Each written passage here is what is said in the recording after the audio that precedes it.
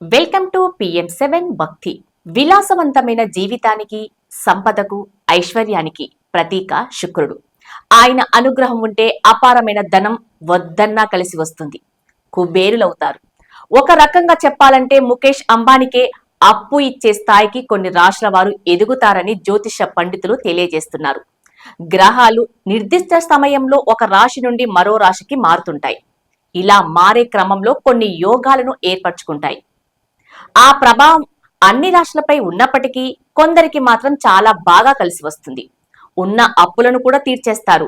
ఈ నెల 28వ తేదీ నుండి రాశిని మార్చే శుక్రుడు నెల రోజుల పాటు కుంభరాశిలోనే ఉంటాడు.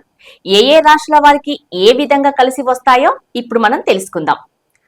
కుంభరాశి నెల రోజుల్లో వీరు ఆర్థికంగా మంచి అవకాశాలను పట్టుకుంటారు. వీరు చేపట్టే ప్రతి పనిలోనూ విజయం కలుగుతుంది. విదేశాలకు వెళ్లాలని కలలు కంటున్న వారికి ఈ సమయంలో కోరిక నెరవేరుతుంది. విద్యార్థులకు బాగుంటుంది. రాదు అనుకున్న డబ్బు చేతికి వస్తుంది. అయితే వచ్చిన డబ్బును పొదుపు చేయడంపై భవిష్యత్తు ఆధారపడి ఉంటుంది. ఇక తులారాశి. కొత్త సంవత్సరంలో జనవరి నెల వీరికి బాగా కలిసి రావటంతో పాటు సంతోషంగా గడుస్తుంది. కుటుంబ సభ్యుల మధ్య అనుబంధం బలపడుతుంది.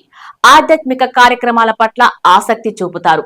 కుటుంబ సభ్యులతో లేదా స్నేహితులతో కలిసి తీర్థయాత్రలకు, విహారయాత్రలకు వెళ్లి వస్తారు. ఉద్యోగస్తులకు వారు పనిచేస్తున్న ప్రదేశంలో కూడా మంచి పేరును సంపాదించుకుంటారు. ఇక మేషరాశి.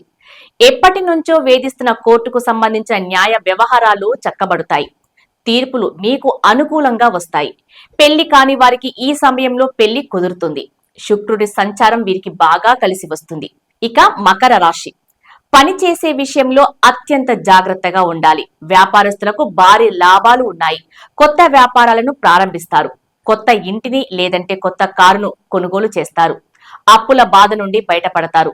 లక్ష్మీదేవి కటాక్షిస్తుంది. ఇలా కుజుడు సంచారం వల్ల మేషరాశి, తులారాశి, మకర రాశి, కుంభరాశి ఈ రాశుల వారు అధిక మొత్తంలో ధనం సంపాదిస్తారు. ఆరోగ్యము బాగుంటుంది. కుటుంబ పరంలో సంతోషకర వాతావరణము నెలకొంటుంది. స్నేహితులు, బంధువులతో సంతోషంగా గడుపుతారు.